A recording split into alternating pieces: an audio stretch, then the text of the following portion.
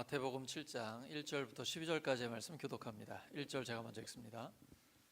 비판을 받지 아니하려거든 비판하지 말라. 너희가 비판하는 그 비판으로 너희가 비판을 받을 것이요 너희가 헤아리는 그 헤아림으로 너희가 헤아림을 받을 것이니라. 어찌하여 형제의 눈 속에 있는 티는 보고 내 눈 속에 있는 들보는 깨닫지 못하느냐. 보라, 내 눈 속에 들보가 있는데 어찌하여 형제에게 말하기를 나로 내 눈 속에 있는 티를 빼게 하라 하겠느냐. 외식하는 자여, 먼저 내 눈 속에서 들보를 빼어라. 그 후에야 밝히 보고 형제의 눈 속에서 티를 빼리라. 거룩한 것을 개에게 주지 말며 너희 진주를 돼지 앞에 던지지 말라. 그들이 그것을 발로 밟고 돌이켜 너희를 찢어 상하게 할까 염려하라. 구하라, 그리하면 너희에게 주실 것이요. 찾으라, 그리하면 찾아낼 것이요. 문을 두드리라, 그리하면 너희에게 열릴 것이니.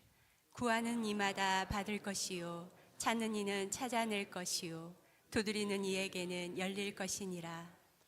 너희 중에 누가 아들이 떡을 달라 하는데 돌을 주며 생선을 달라 하는데 뱀을 줄 사람이 있겠느냐. 너희가 악한 자라도 좋은 것으로 자식에게 줄 줄 알거든 하물며 하늘에 계신 너희 아버지께서 구하는 자에게 좋은 것으로 주시지 않겠느냐. 그러므로 무엇이든지 남에게 대접을 받고자 하는 대로 너희도 남을 대접하라. 이것이 율법이요 선지자니라. 아멘. 아멘. 다시 복음 앞에 19번째 시간 선순환이라는 제목으로 하나님 말씀 전하겠습니다. 남에게 대접을 받고자 하는 대로 남을 대접하라. 우리가 황금률이라고 이야기합니다. 예수님이 이것을 율법과 선지자의 강령이다라고 말씀하시죠.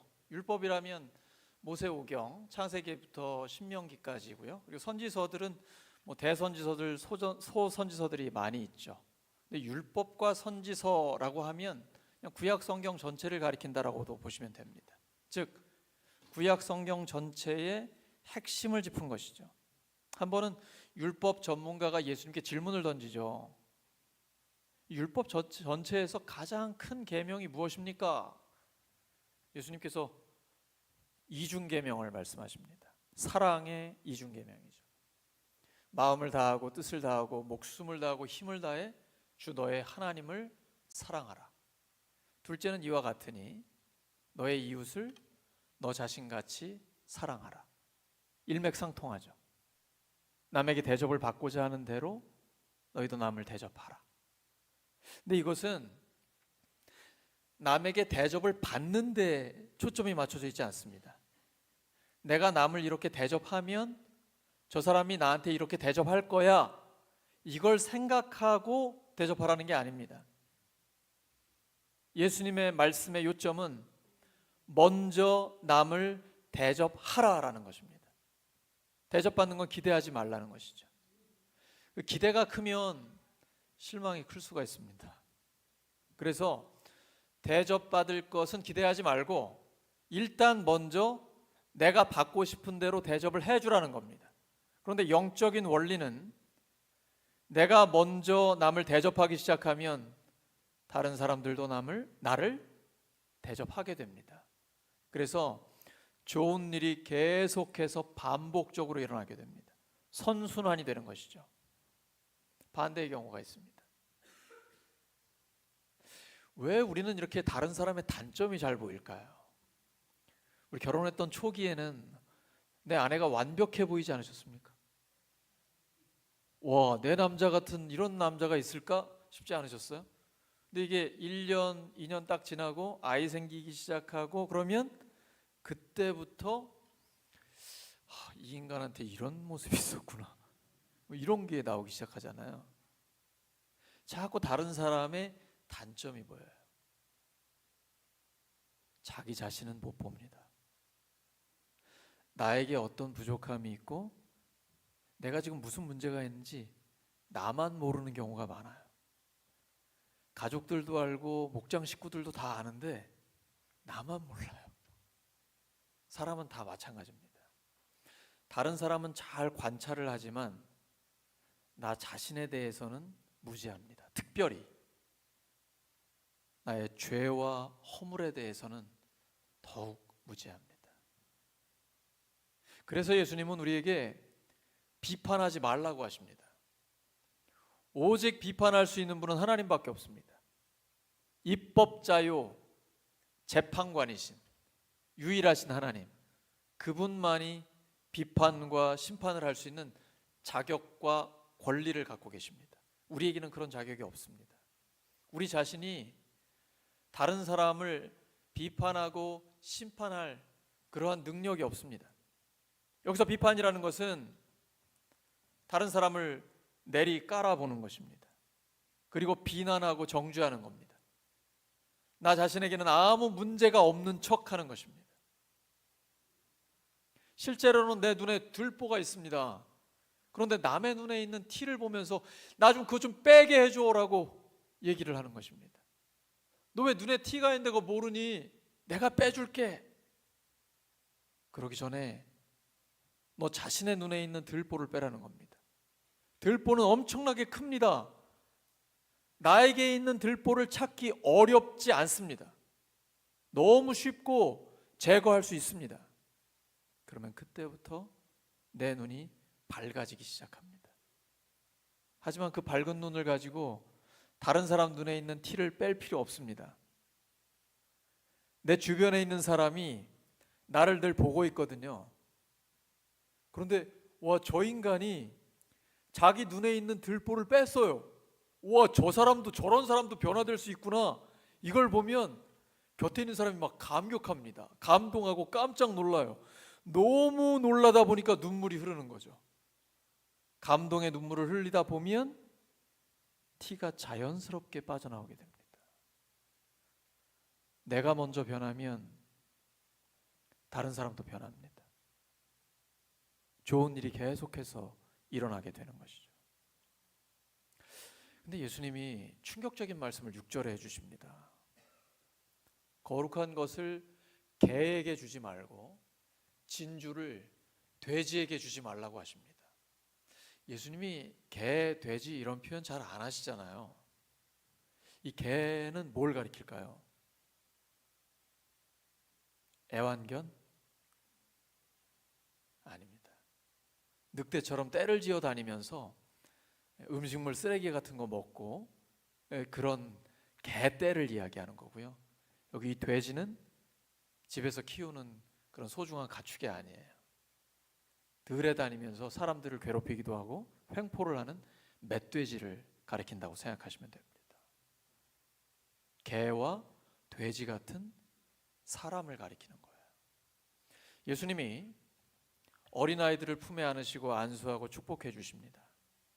세리와 죄인들, 사회에 소외된 자들을 사람 대접을 해주세요. 차별 없이 사람을 존중해 주십니다. 하지만 외식하는 서기관들과 바리새인들에게는 독사의 자식들아, 회칠한 무덤아, 너희들 위선자야 라고 무섭게 책망하십니다. 복음의 그 가치 그대로 받아들이지 못하는 사람들입니다. 예수님이 지금 너희들 개와 돼지 같다라고 했던 건 특별히 그때 당시에 유대인들을 가리키고 있습니다. 유대인들은 구약 성경을 잘 알고 있습니다. 그리고 구약 전체에서 우리를 구원하신 주님이 오실 것을 예언하고 있습니다. 그 예언의 성취로 예수님이 오셨어요. 그런데 그들은 예수님을 거부하고 있습니다. 결국은 그 예수님을 십자가에 못 박아 죽였습니다. 우리를 위해 죽으시고 부활하신 예수님이 예수님을 반대하고 있는 사울을 찾아오셨습니다. 사울이 어느 날 엄청난 빛을 받으면서 부활하신 주님을 만났습니다. 그리고 성령의 충만함을 받아서 그가 복음을 전하기 시작합니다. 먼저 이스라엘 백성들, 자기 동족들에게 복음을 전하기를 원했습니다. 그런데 그들은 복음을 거부합니다. 내용을 다 알면서도, 이분이 바로 우리를 구원하신 주님이라는 걸 다 알고 있으면서도 거절합니다. 심지어 그 복음을 전하는 바울을 핍박합니다. 바울은 어쩔 수 없이 신발에서 먼지를 떨어버립니다. 내가 마땅히 내 백성, 우리 민족에게 복음을 전하고 싶지만 여러분이 거절하기 때문에 이방인에게 갈 수밖에 없습니다. 예수님이 제자들에게 권능을 주셨습니다. 귀신들을 쫓아낼 권능, 병든 자들을 고쳐줄 수 있는 권능을 주십니다. 그리고 가서 하나님 나라의 복음을 전하라고 합니다. 그때에 어느 집에 가든지 그 집에서 평안을 빌어라. 그 집이 평안을 받을 수 있으면 그들에게 평안이 임하고 그렇지 않으면 너희에게 임할 것이다. 그런데 누구든지 너희를 영접하지 않으면 발에서 먼지를 떨어버리라 라고 말씀하십니다. 복음은 받아들이면 구원입니다. 복음을 거절하면 영원한 심판입니다. 믿어도 되고 안 믿어도 되는 게 아닙니다. 예수님을 믿어야만 구원받을 수 있습니다. 유일하신 하나님이 사람이 되어 오셨습니다. 너희들 남에게 대접을 받고자 하는 대로 남을 대접하라 라고 말씀하십니다. 그러려면 상대편에 서봐야 합니다. 내 입장만 주장을 하면 문제가 해결되지 않습니다. 그런데 상대의 입장에 서보면 문제가 의외로 쉽게 해결이 됩니다. 이것이 하나님의 방법입니다. 하나님은 모든 인간의 죄 문제를 해결하기 위해서 하나님 편에서 생각하지 않으셨습니다. 오히려 사람 편에서 문제를 해결하셨습니다. 참 하나님이 참 사람이 되어 오셨습니다. 그것도 가난한 구유의 아주 가난한 목수의 아들로 태어나 이 땅에 오셨습니다. 그분이 우리의 모든 죄를 지고 대신 십자가에 죽어주셨습니다. 그리고 부활하셔서 우리에게 구원을 이루어 주셨습니다. 하나님은 하나님의 편에서 생각하시는 게 아니라 인간 편에서 생각을 해주십니다. 그래서 우리에게 영원한 구원이 임하게 된 것입니다. 우리도 마찬가지입니다. 다른 사람에게 정말 존중하며 정성을 다하는 대접을 하기 위해서는 다른 사람의 입장에서 생각을 해보아야 합니다. 그런데 복음을 듣는 사람 중에는 그렇지 못한 사람들이 있습니다. 오히려 복음을 전하는 사람을 조롱하기도 하고 심할 때는 핍박하기도 합니다. 순수한 믿음을 가진 하나님의 사람들은 이것을 분별할 수 있어야 됩니다. 예수님께서 너희를 사람들에게 보내는 것이 양을 이리 가운데 보냄과 같다라고 말씀하십니다. 뱀처럼 지혜롭고 비둘기처럼 순결해야 합니다. 예수님은 죄인들을 용서해 주시고 병든 자를 고쳐 주십니다. 그리고 어려운 자들에게 먹을 것을 주었습니다. 그럼에도 불구하고 외식하는 서기관과 바리새인들, 대제사장들, 빌라도, 헤롯 이런 자들에게는 무섭게 책망하시고 때로는 침묵하셨습니다. 그들과 상관하지 않으셨습니다. 왜냐하면 그들은 성경을 알면서도 복음을 짓밟고 있었기 때문입니다. 예수님을 거부했기 때문입니다. 개와 돼지 같은 사람들에게는 진주 같은 복음을 주지 않았던 것입니다. 예수님은 진주를 천국의 비유에서 사용하셨습니다. 극히 값진 진주를 구하러 찾아다니는 한 장사꾼이 있었습니다. 이 사람이 어느 날 정말 귀한 진주를 발견하게 됩니다. 그리고는 자기의 소유를 다 팔아서 그 진주를 샀습니다. 바로 이것이 하나님의 나라입니다. 우리의 모든 것을 주고도 사고 싶은 그 진주, 값진 진주가 하나님 나라의 복음인 것이죠. 근데 이 복음의 가치를 모르는 사람은 그 복음을 짓밟습니다. 그리고 복음 전하는 자를 박해하는 것이죠. 그렇다면 거룩한 것은 무엇입니까? 우리 인간에게 거룩함이 있나요? 예레미야는 인간의 모든 마음은 부패에 있다라고 선포하고 있습니다. 로마서 3장 23절에 모든 사람이 죄를 범하였음에 하나님의 영광에 이르지 못한다라고 기록하고 있습니다. 우리 모든 사람은 죄인입니다. 부자도 가난한 자도 사회적 지위가 높은 자도 낮은 자도 모두에게 복음이 필요합니다. 왜냐하면 모두 다 죄인이기 때문입니다. 그런데 자기의 죄를 깨닫지 못하는 사람은 이 복음을 듣고도 무슨 내용인지 알고 있으면서도 복음을 조롱합니다. 나에게는 복음이 아니라 돈이 더 필요하다라고 외치는 것이죠. 그리고 복음 전하는 자들마저도 그들은 하찮게 여기는 것입니다. 예수님은 그런 자들을 분별하라라고 말씀하고 계십니다. 분별하지 않으면 이용당할 수 있습니다. 복음이 훼손되고 상처 입을 수 있습니다. 예수님은 모든 사람을 용서하고 그들을 구원하셨지만 복음이 상처 입고 그들에게 핍박받으면서 이용당하지는 않으셨습니다. 스스로 자기의 목숨을 내어주고 핍박을 당하는 자리에 가시기는 하셨지만 예수님은 이용당하진 않으셨어요. 그래서 헤롯이 내 앞에서 어떤 기적을 베풀어 봐라, 그에게서 뭔가 놀라운 일을 보고자 할 때 예수님은 아무것도 보여주지 않으셨습니다. 그저 침묵하셨습니다. 믿음의 사람들은 이 악하고 음란한 세대의 영적인 분별력을 가져야 합니다. 매우 혼탁한 시대입니다. 분별하지 못하면 순수한 믿음이 상처받을 수 있습니다. 시험받기 쉽습니다. 그래서 주님께서는 우리에게 영분별의 은사를 주기를 원하고 계신 것입니다. 복음은 영원한 생명과 영원한 형벌을 가르는 기준입니다. 마가복음 16장 16절입니다. 시작. 믿고 세례를 받는 사람은 구원을 얻을 것이요 믿지 않는 사람은 정죄를 받을 것이다. 다시 한번 시작. 믿고 세례를 받는 사람은 구원을 얻을 것이요 믿지 않는 사람은 정죄를 받을 것이다. 믿고 세례를 받으면 구원받습니다. 세례를 받아야 구원받는 건 아니지만 예수님 믿으면 구원받은 것이죠. 근데 구원받은 사람은 꼭 세례를 받으셔야 됩니다. 마치 결혼식과 같습니다. 나 혼자 예수님 믿는다라는 걸 넘어서 하나님과 교회 앞에서 많은 사람들 앞에서 선언하는 것입니다. 이 큰 차이를 가져옵니다. 세례 예식을 받게 되면, 세례 예식에 참여하게 되면 하나님의 은혜를 받게 되고 그 세례를 받음과 동시에 예수님의 제자로서의 본격적인 출발이 시작됩니다. 그래서 예수님 믿고 구원받은 사람은 세례를 꼭 받아야 합니다. 근데 예수님 믿지 않는 사람은 영원한 심판을 이미 받은 것입니다. 왜냐하면 우리를 구원하신 주님을 받아들이지 않았기 때문입니다. 한 번 죽는 것은 사람에게 정하신 것입니다. 우리 죽으면 끝나는 게 아니에요. 그 다음에는 영원한 삶이 시작됩니다.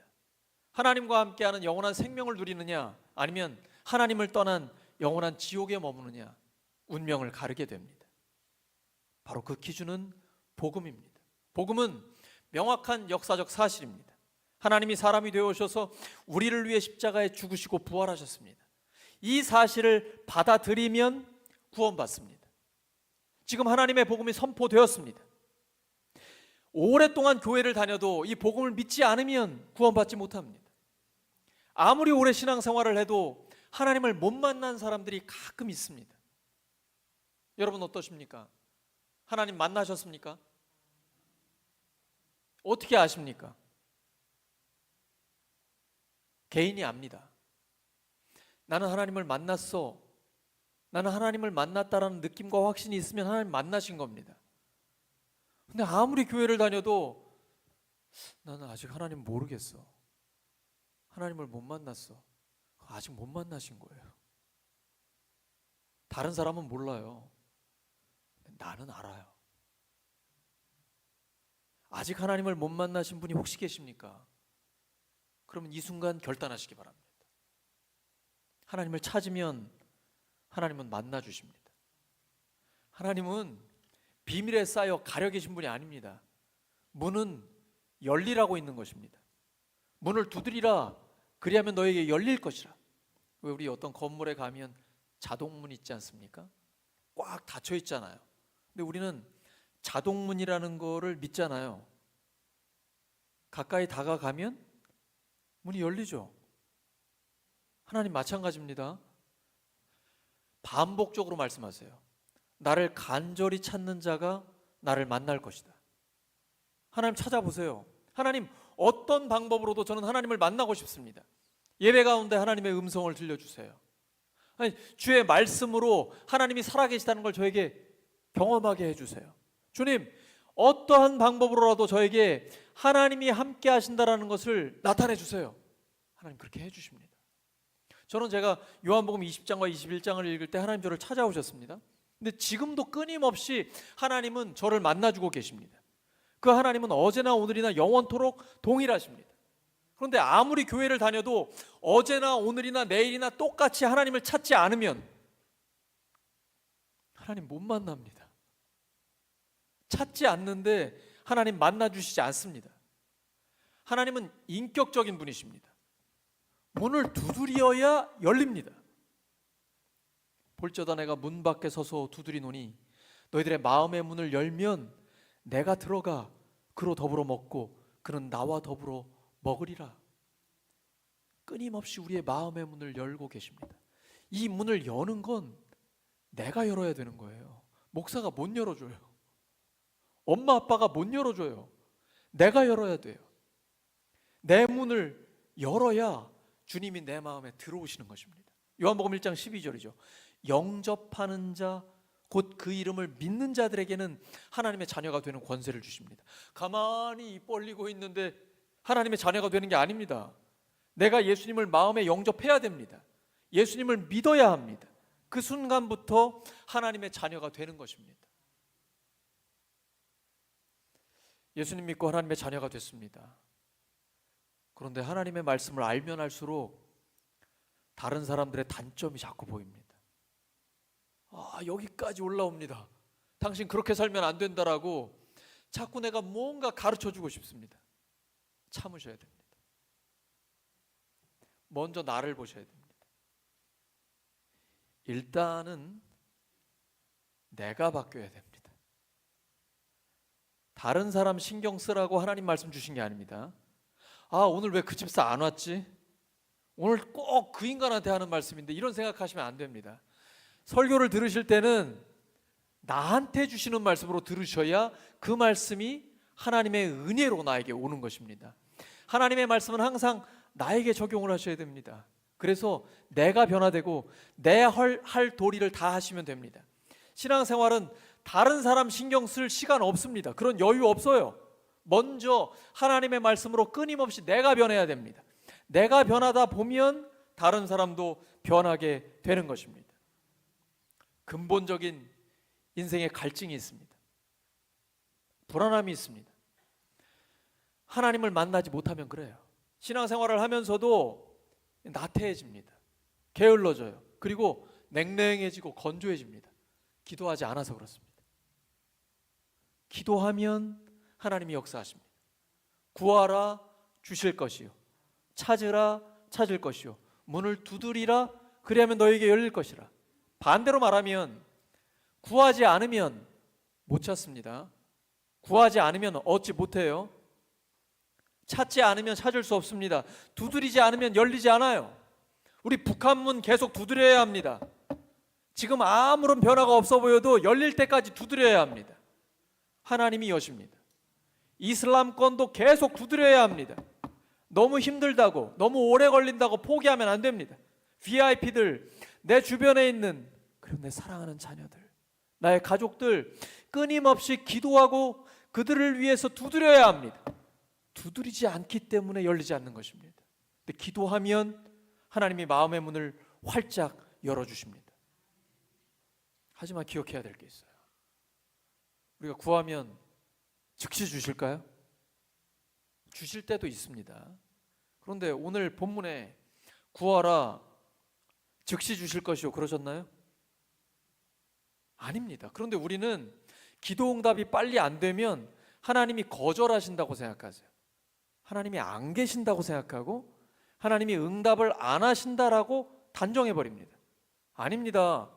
기도하면 바로 주실 때도 있지만 아브라함처럼 25년이 걸릴 때도 있어요. 기도하면서 기다려야 됩니다. 신앙은 자기와의 싸움이요 시간과의 싸움입니다. 그래서 오래 참는 것은 성령의 열매입니다. 참지 못한다, 성령 충만하지 못한 것입니다. 기도하는 사람은 응답 받을 때까지 기다려야 됩니다. 귀한 것은 오래 걸립니다. 찬양할 때 이 아름다운 찬양이 한 번에 나옵니까? 얼마나 오래 준비하고 연습해야 그 아름다운 찬양과 예술이 나옵니까? 예술가가 자기의 혼과 피땀과 모든 시간과 자원을 다 바쳐서 예술 작품이 나옵니다. 하나님은 우리에게 가장 귀한 것, 아름다운 것을 주기를 원하십니다. 금방 덥석 주지 않으십니다. 기다리게 하십니다. 그런데 기도하고 기다리는 동안 하나님은 우리를 성숙하게 하십니다. 콩가루 집안의 특징이 있습니다. 자녀들이 달라는 대로 다 줍니다. 요즘 맞벌이 하는 부부들이 많습니다. 아빠 엄마가 너무 자녀들한테 미안해요. 그러니까 돈으로 다 해결하려고 합니다. 달라고 하면 다 달러를 줍니다. 다 돈을 줘요. 이러면 애들을 망치는 거죠. 기다리는 훈련을 시키지 않는 것입니다. 끊임없이 기다리게 해야 됩니다. 어떤 목표를 성취하기 위해서, 그리고 가장 소중한 하나님을 만나기 위해서 기다릴 줄 알아야 합니다. 우리가 악할지라도 자녀가 달라고 하면 가장 좋은 걸 주기를 원합니다. 하물며, 무슨 뜻이에요? 하물며가? 옆 사람한테 물어봐 주세요. 하물며가 무슨 뜻이에요?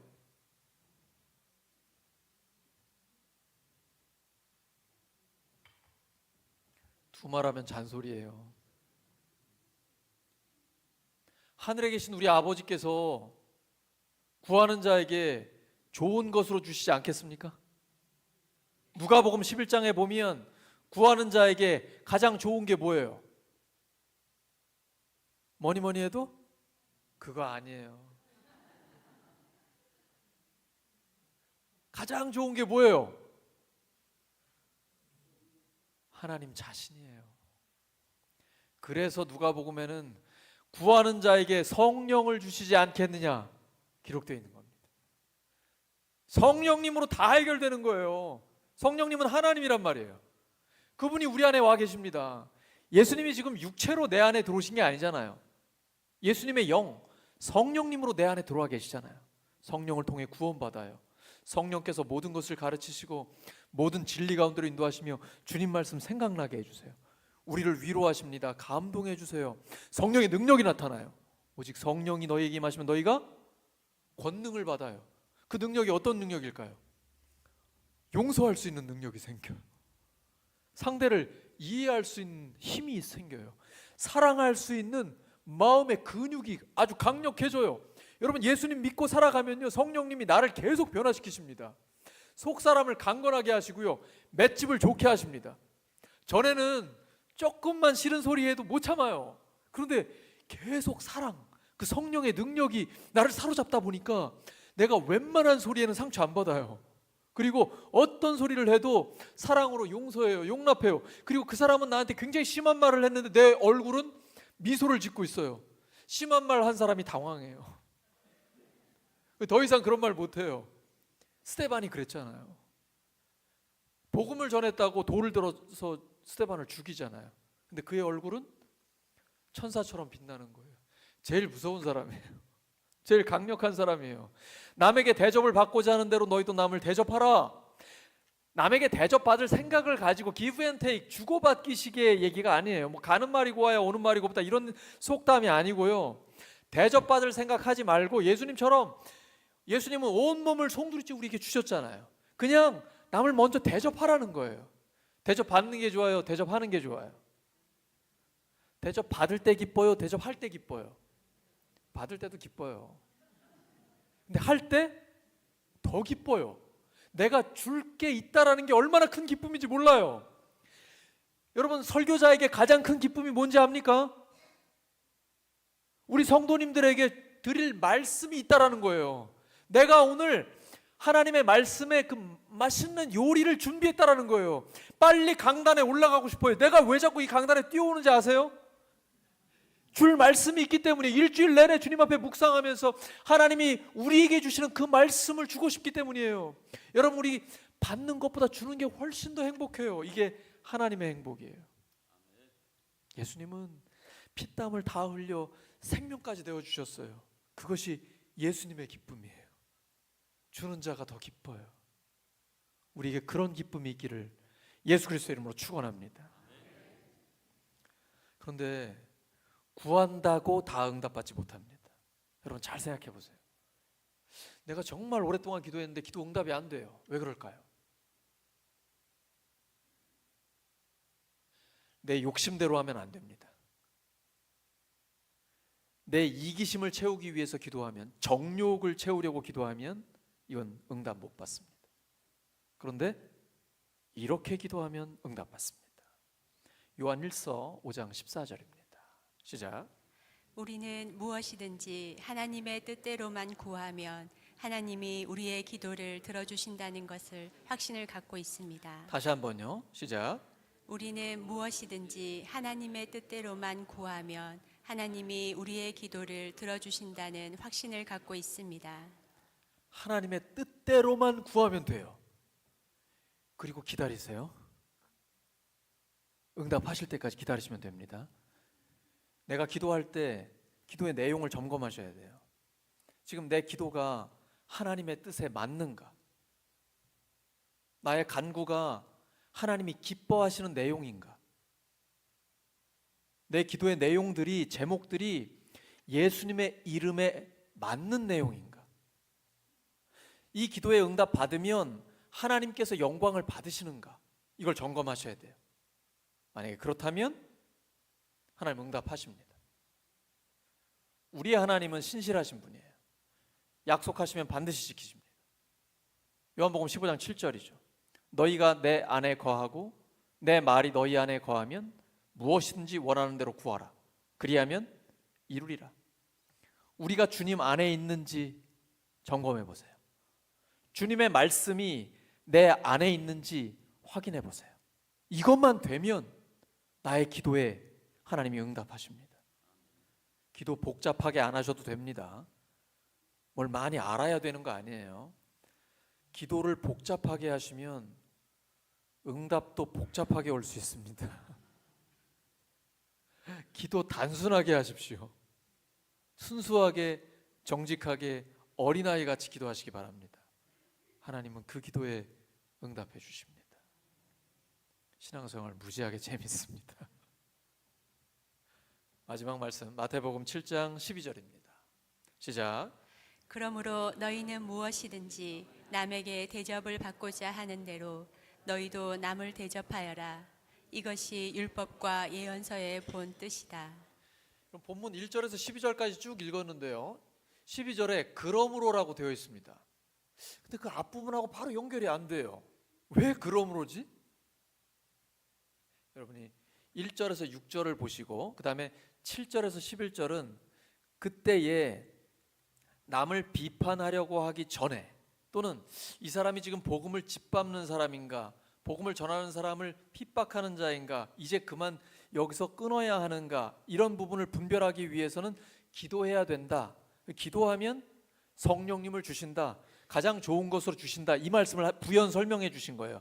그러므로는 그 앞부분과 연결이 되는 것입니다. 비판하지 마라 하는 거죠. 이건 소극적인 거예요. 신앙생활은 소극적인 데서 그치시면 안 됩니다. 내 성격이 소심하고 소극적일 수는 있어요. 근데 신앙생활을 하다 보면 적극적으로 변합니다. 신앙생활을 하다 보면 변해요. 왜냐하면 하나님을 사랑하고 이웃을 사랑하게 되거든요. 이거는 내가 하고 싶으면 하고 말고 싶으면 안 해도 되는 게 아니에요. 하나님의 명령이에요. 사랑해야 됩니다. 그리고 남을 대접하라는 것입니다. 비판하지 않는 소극적인 데 멈추지 말고 먼저 남을 대접하는 자리로 적극적으로 나아가라는 것입니다. 그때에 하나님께서 우리의 삶에 사랑의 선순환이 일어나게 해 주시는 것입니다. 말씀 정리합니다. 내가 먼저 변화되면 다른 사람이 변화됩니다. 남에게 대접을 받고자 하는 대로 먼저 남을 대접하시기 바랍니다. 그러면 이 좋은 일들이 반복적으로 일어납니다. 반대로 하면 자꾸 내가 심판자가 돼가지고 비난하고 정죄하면 똑같은 기준을 가지고 나도 비난받고 정죄받습니다. 이러면 악순환이 반복됩니다. 그러므로 우리는 먼저 남을 대접하고 비판하지 말고 칭찬하고 격려하는 것입니다. 그러면 좋은 일이, 점점 더 좋은 일이 많이 일어나게 됩니다. 구하고 찾고 두드리셔서 점점 더 좋아지는 우리 모두가 되기를 예수 그리스도의 이름으로 축원합니다. 말씀 기억하면서 합심하여 기도하겠습니다. 하나님 아버지, 제가 먼저 변화되기를 원합니다. 우리가 먼저 변화되기를 원합니다. 남에게 대접을 받고자 하는 대로 먼저 남을 대접하기를 원합니다. 주님, 사랑의 선순환이 일어나게 해 주시옵소서. 그렇지 못했던 저를 용서하여 주시옵소서. 하나님, 이 시간 하나님 앞에 모든 것을 내려놓습니다. 주님, 이후로는 먼저 칭찬하고 먼저 격려하게 해주시옵소서. 하나님이 저희들을 그렇게 장점을 보아주시고 끊임없이 품어주시고 새롭게 기회를 주시는 것처럼 저희들도 그렇게 살게 하여 주시옵소서. 장점을, 강점을 보게 하여 주시옵시고 죄와 허물은 덮어주게 하여 주시옵소서. 그래서 점점 더 좋아지는 저희들의 삶이 될 수 있도록 하나님께서 도와주시옵소서. 주님, 감사합니다.